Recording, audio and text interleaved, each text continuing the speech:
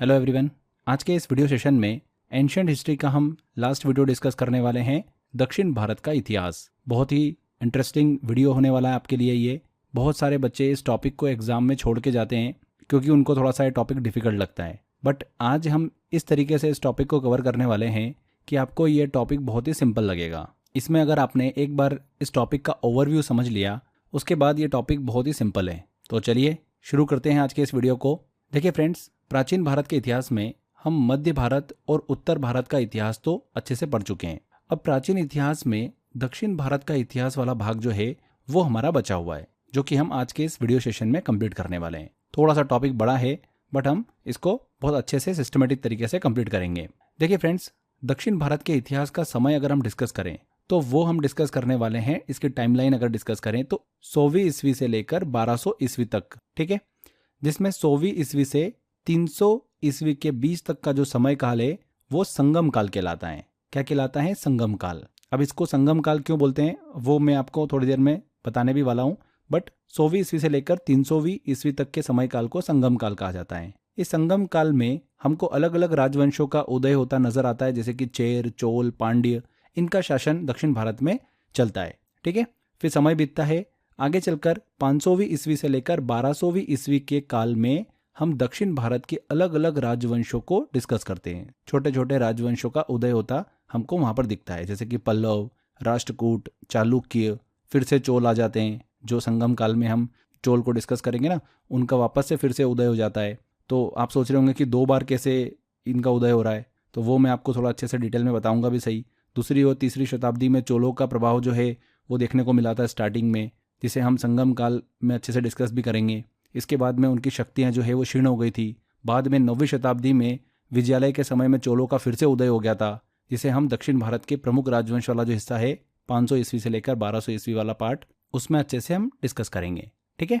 तो ये हमने एक जस्ट ओवरव्यू समझा, थोड़ा सा टाइमलाइन को डिस्कस किया। अब हम संगम काल से स्टार्ट कर रहे हैं, तो आप ध्यान से समझते चलिएगा। देखिए फ्रेंड्स, 1000वीं BC के समय में हुआ क्या था कि साउथ इंडिया में मेगालिथिक कल्चर की शुरुआत हुई थी 1000 ईसा पूर्व। इस समय लोग अपने मृतकों की कब्रों के चारों तरफ बड़े बड़े पत्थर लगाते थे, जिन्हें मेगालिथिस कहा जाता था। इन कब्रों से आयरन टूल्स जो है वो प्राप्त हुए हैं, जो इस बात का सबूत देते हैं कि उस समय लोग लोहे का उपयोग करने लगे थे। उस दौर के लोग ज्यादातर पहाड़ी इलाकों में रहते थे और खेती बाड़ी भी करते थे। हालांकि उस समय खेती इतनी विकसित नहीं थी, क्योंकि पहाड़ी इलाकों में कृषि करना काफी चुनौतीपूर्ण होता था। धीरे धीरे समय बीतता चला गया। ये लोग दक्षिण की उपजाऊ भूमि, फर्टाइल लैंड्स और डेल्टा क्षेत्रों, डेल्टा रीजन की ओर बसने लगे। यहाँ पर खेती में सुधार हुआ, जिससे यहाँ पर खुशहाली बढ़ी। इसी के साथ साथ यहाँ पर अलग अलग राजवंश जैसे कि चोल, चेरी, पांड्य जैसे नए शक्तिशाली राज्यों की स्थापना भी हुई। उसी काल को बेसिकली संगम काल के नाम से जाना गया। देखिए फ्रेंड्स, संगम काल को लेकर अलग अलग इतिहासकारों के मत अलग अलग हो सकते हैं, लेकिन प्रमुख रूप से इसे 100 AD से 300 AD तक का समय माना जाता है। मतलब 100 ईस्वी से लेकर 300 ईस्वी तक के समय के रूप में संगम काल को देखा जाता है। यह वही समय है जब चेर, चोल और पांड्य साम्राज्यों ने दक्षिण भारत पर शासन किया और संगम साहित्य का वहां पर विकास हुआ। बात करते हैं कि इसको संगम काल क्यों कहते हैं। तो प्राचीन काल में तमिल कवियों के द्वारा समय समय पर सभाओं का यहाँ पर आयोजन किया जाता था और बहुत से विषयों पर विचार किया जाता था। इन सभाओं को संगम के नाम से जाना जाता था। 100वीं ईस्वी से लेकर 250वीं ईस्वी के बीच में इस तरीके की यहाँ पर 3 सभाओं का आयोजन किया गया। इसीलिए इतिहास में इसे संगम काल के नाम से जाना जाता है। मदुरई, कपाटपुरम, इन जगहों पर इन सभाओं का आयोजन किया गया था। चलिए फ्रेंड्स, संगमकालीन राज्यों को डिस्कस करें तो कृष्णा नदी के दक्षिण में स्थित प्रायद्वीप भारत, जिसे तमिलकम कहा जाता है, बेसिकली 3 राज्यों में डिवाइडेड था, चेर, चोल और पांड्य। संगम एज की बात करें तो मौर्य एम्पायर के साथ साथ चलने वाला ये एक महत्वपूर्ण समय था। जब उत्तर भारत में बात करें तो वहां पर मौर्य साम्राज्य का अपना देखिए अस्तित्व बना हुआ था। उस दौरान यहाँ पर साउथ में संगम काल हमको देखने को मिलता है। इस समय के दौरान संगम लिटरेचर की रचना हुई, जो उस युग की समृद्ध संस्कृति और इतिहास को भी बताती हैं। हमने बात करी थी कि संगम काल में 3 सभाओं का आयोजन किया गया था। इन तीनों सभाओं को हम थोड़ा सा डिस्कस करते हैं। पहली सभा की बात करें तो यह संगम असेंबली मदुरई में आयोजित की गई थी। माना जाता है कि इस सभा में भगवान और ऋषि ने पार्टिसिपेट किया था। सेजेस मतलब ऋषियों ने इसमें भाग लिया था। इस असेंबली की अध्यक्षता अगस्त्य ऋषि ने की थी। इस असेंबली से संबंधित कोई भी हमको बुक या फिर लिटरेचर प्राप्त नहीं होता है। सेकंड बात करते हैं हम द्वितीय संगम सभा की, मतलब सेकंड संगम असेंबली की। तो दूसरी असेंबली है ये कपाटपुरम में आयोजित की गई थी, जिसमें कई पोइट्स ने पार्टिसिपेट किया था, हिस्सा लिया था। इस असेंबली की अध्यक्षता अगस्त्य और तोलकपियर ऋषि ने की थी। इस सभा की बात करें तो इस असेंबली से हमें केवल तोल्कापियम नाम की एक पुस्तक प्राप्त हुई है। तीसरी संगम सभा की बात करें तो यह असेंबली फिर से मदुरै में आयोजित की गई थी। इस असेंबली की अध्यक्षता नक्कीरर ऋषि ने की थी। इस असेंबली से हमें कई महत्वपूर्ण ग्रंथ मिलते हैं, जैसे कि एट्टू टोगई, पट्टू पट्टू और पट्टीने किला कनक्कू। इन ग्रंथों से हमें संगम पीरियड के चेर, चोल और पांड्य किंगडम्स की जानकारी प्राप्त होती है। तो ये हमने तीनों संगम सभाओं को डिस्कस किया। चलिए एक एक करके तीनों राजवंश, तीनों राज्यों को हम डिस्कस करते हैं, चेर, चोल और पांड्य को। सबसे पहले हम चेर राज्य की बात करते हैं। देखिए फ्रेंड्स, चेर राज्य जैसा कि आप यहाँ पर मैप में देख सकते हैं, जहाँ पर आज केरल राज्य है वहीं पर ही चेर राज्य का शासन हुआ करता था। चेर वंश पांड्यों के उत्तर पश्चिम में कोचीन, दक्षिण मालाबार क्षेत्र में फैला हुआ था। चेर डायनेस्टी का पहला जो रूलर रहा, पहला जो शासक रहा, वो कौन रहा था? उड्डीयंगरल। और इस राज्य का सबसे फेमस रूलर शेनगुट्टवन था। कौन था? शेनगुट्टवन, जिसे लाल चेर, रेड चेर के नाम से भी जाना जाता है। केरल का प्राचीन नाम चेर ही था। क्या था? चेर। चेरों ने अपनी राजधानी वंजी अथवा करूर को बनाया हुआ था। चेरों के अगर प्रतीक चिन्ह की बात करें हम, तो इनका प्रतीक चिन्ह था बो, मतलब धनुष। यहाँ पर तीनों राज्य के जो भी हम डिस्कस करने वाले हैं, चेर, चोल और पांड्य, इनके प्रतीक चिन्ह आप जरूर दिमाग में रखिएगा, इनसे क्वेश्चन बनते हैं एग्जाम में। इस वंश के प्रमुख बंदरगाह की बात करें तो वो था मुजरिस और टोंडी, जहां से ये रोमन साम्राज्य के साथ में व्यापार करते थे। चेरों की प्रमुख घटना 150 ईस्वी में हमको देखने को मिलती है।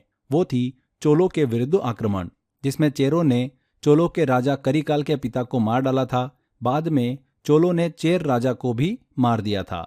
इसके बाद में आगे चलकर दोनों राज्यों के बीच में समझौता हो गया था। आगे देखिए, चेर कवियों ने शेनगुट्टवन, जिसे लाल चेर के नाम से जाना जाता है, उसे सबसे महान चेर राजा के रूप में बताया हुआ है। कणगी पूजा, पत्नी पूजा की शुरुआत किसने करी थी? इसी शेनगुट्टवन लाल चेर ने करी थी।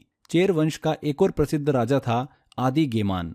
इसी आदि गेमान ने गन्ने की खेती की शुरुआत की थी। धीरे धीरे दूसरी शताब्दी के बाद में चेर शक्तियां जो थी वो खत्म हो गई थी। इसके बाद हम बात करते हैं अगले राज्य की, अगले साम्राज्य की, जो कि है चोल साम्राज्य। देखिए, चोल साम्राज्य की बात करें तो दक्षिण भारत के इतिहास में चोल वंश बहुत ही प्रसिद्ध था। चोल वंश का इतिहास दूसरी और तीसरी शताब्दी में हमको देखने को मिलता है। बाद में पांड्यों की शक्ति के कारण इनका पतन हो गया था और 9वीं शताब्दी में विजयालय के समय में इनका फिर से उदय हुआ था। चोल डायनेस्टी की बात करते हैं तो आप मैप में देख सकते हैं, उत्तरी तमिलनाडु, नॉर्थ तमिलनाडु के क्षेत्रों में ये शासन करती थी। ये क्षेत्र पेन्नार और वेल्लार नदियों के बीच स्थित थे। इस राज्य को चोला मंडल के नाम से भी जाना जाता था। चोलों ने अपनी 2 राजधानियां बनाई हुई थी। पहली थी उरैयूर, ये इनलैंड राजधानी थी इनकी। दूसरी थी पुहार, ये उनकी कोस्टल कैपिटल थी, जिसे कावेरी पट्टिनम के नाम से भी जाना जाता है। इनकी राजधानी से व्यापार को बढ़ावा मिलता था।